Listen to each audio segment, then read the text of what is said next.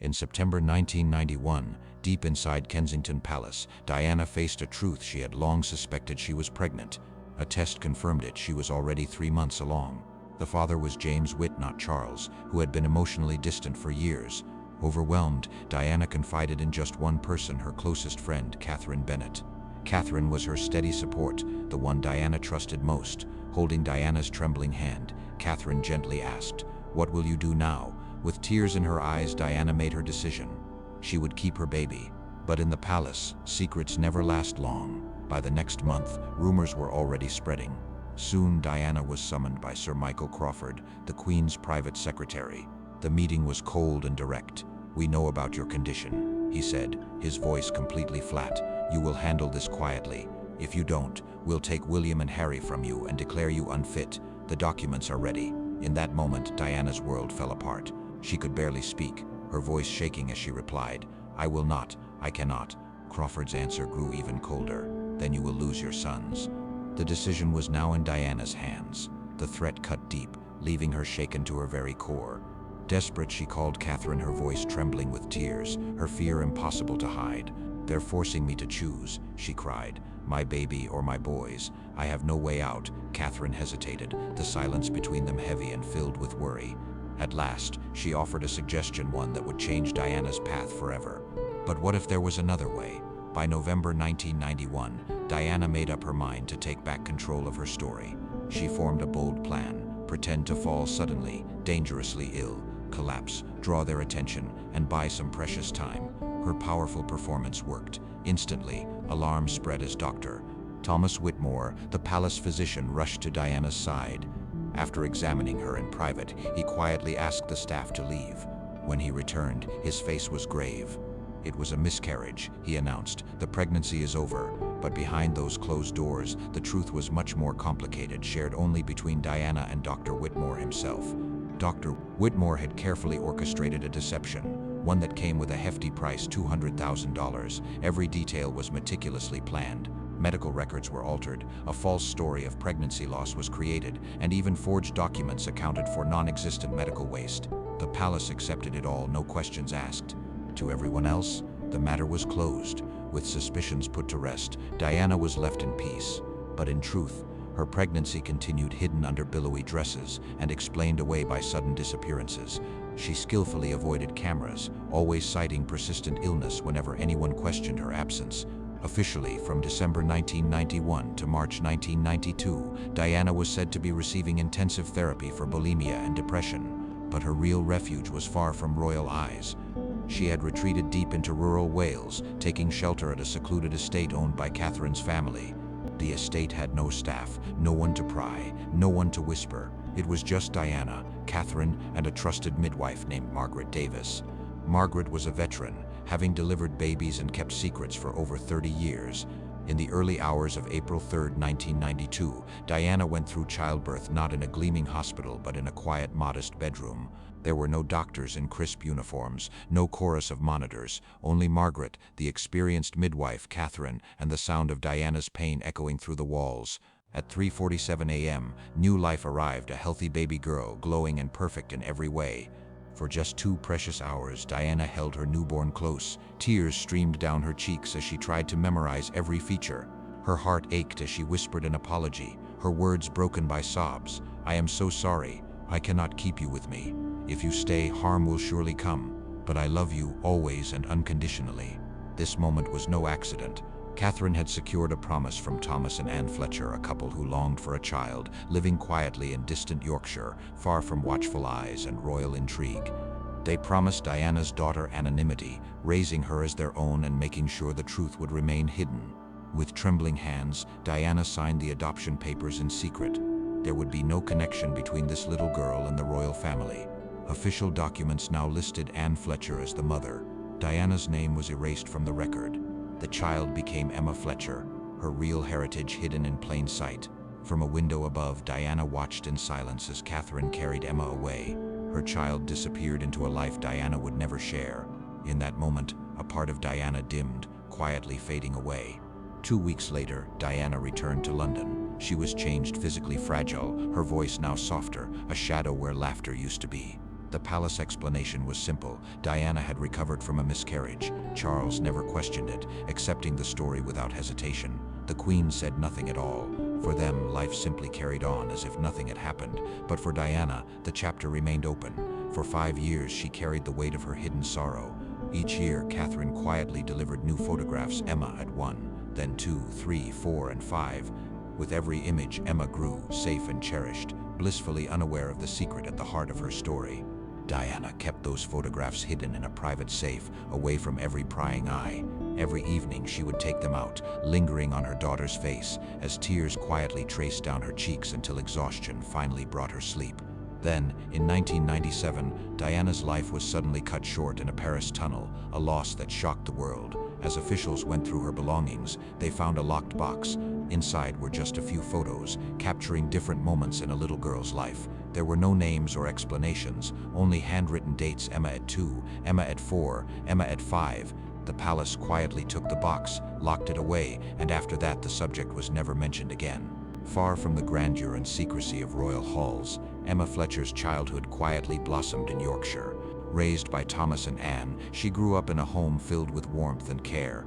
They shielded her from the truth of her beginnings, believing that protecting Emma from her past was the purest act of love. Emma grew into a kind and grounded woman, choosing a path in education. In 2015, she married and welcomed 2 children, creating her own simple happiness. Never once did Emma question her place in the Fletcher family until 2024. That year, after Anne passed away, Emma began the bittersweet task of sorting through her mother's belongings. Among the keepsakes, she discovered a letter written in Anne's unmistakable handwriting, dated 1992. The opening lines hit her like thunder. "My dearest Emma, if you are reading this, I am gone, and you deserve the truth. You were born on April 3rd, 1992, but not to me.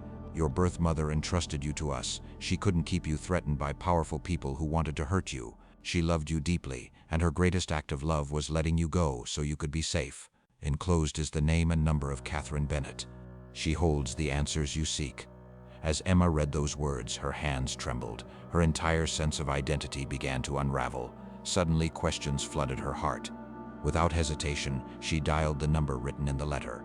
On the other end, the gentle voice of a now 78-year-old Catherine greeted her. "I have waited more than 30 years to hear from you," Catherine said softly. 3 days later, Emma arrived at Catherine's secluded home, a place untouched by the chaos of the outside world. The air inside was still, almost sacred. As Emma crossed the threshold, Catherine regarded her in silence, her eyes tracing every feature. "You are the reflection of someone I once loved dearly," she whispered. Emma's voice trembled as she pressed. "Who?" Catherine's reply was clear and unwavering. "Your mother was Diana, Princess Diana."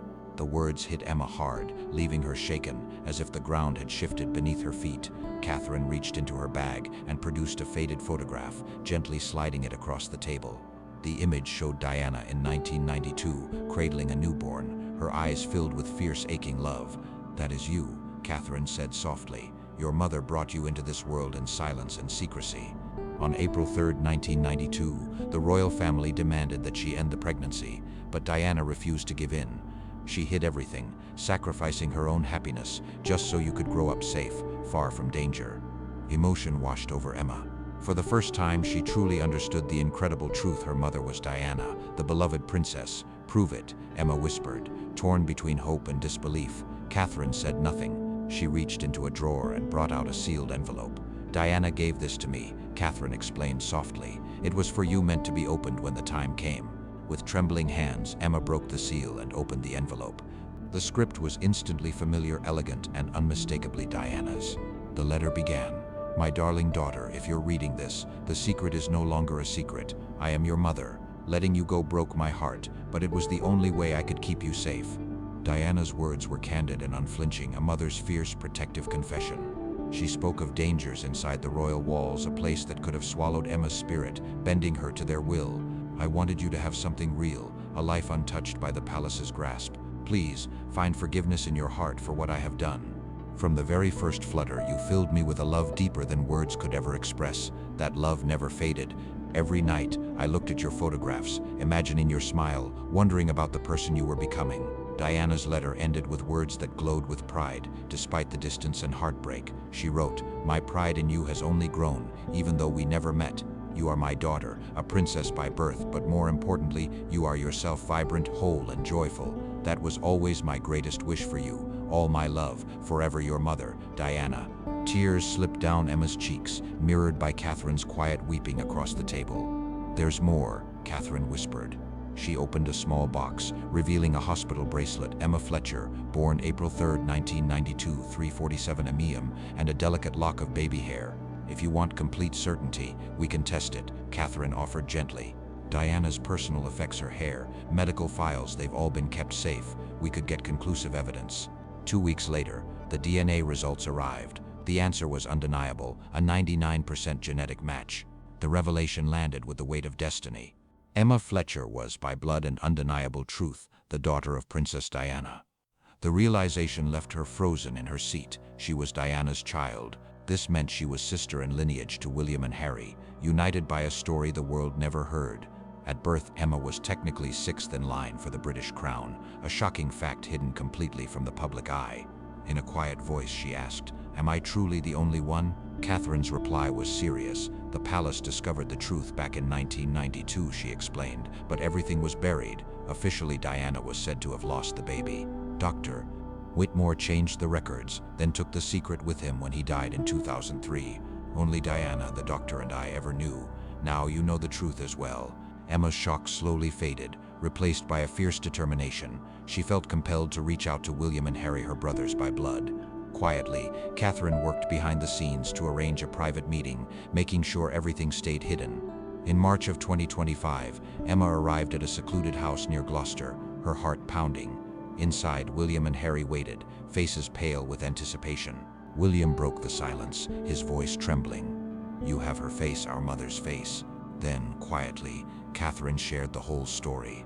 Spread before William and Harry were Diana's heartfelt words, undeniable genetic proof, and cherished photos of Diana gazing lovingly at baby Emma. Harry's emotions spilled over. Tears filled his eyes. "She had another child, and we never knew.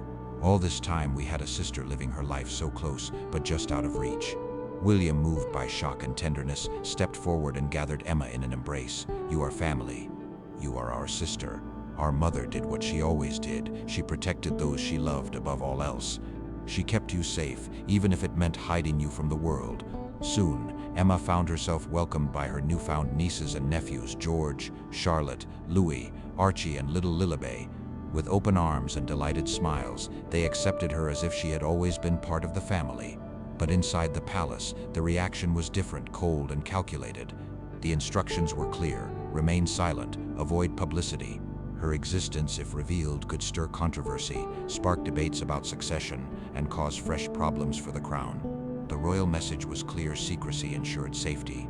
But Emma couldn't live her life hidden away. She didn't shy away from the moment. Emma stood tall and declared, "I am Diana's daughter. My existence will not be brushed aside. I deserve to honor my mother and to claim my rightful place." In May 2025, Emma made a bold choice. She stepped out of the shadows, facing the flash of cameras and the crowds, with William and Harry standing supportively by her side. At the press conference, she made a stunning announcement. "My name is Emma Fletcher. I was born on April 3, 1992, the daughter of Diana, Princess of Wales. For 33 years, the palace concealed my existence, hoping to protect me.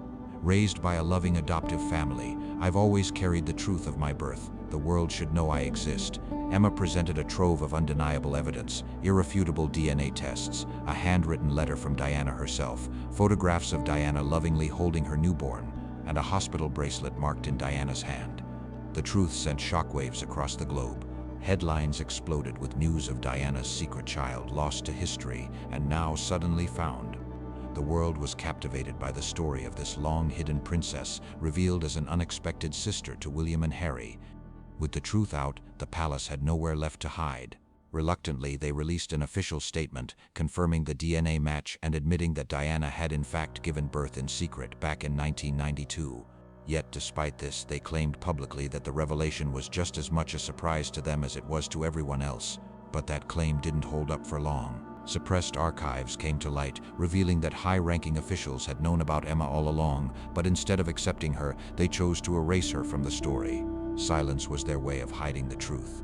In the darkness, Emma became the child they abandoned, all to protect themselves. Almost overnight, Emma Fletcher went from complete anonymity to worldwide fame.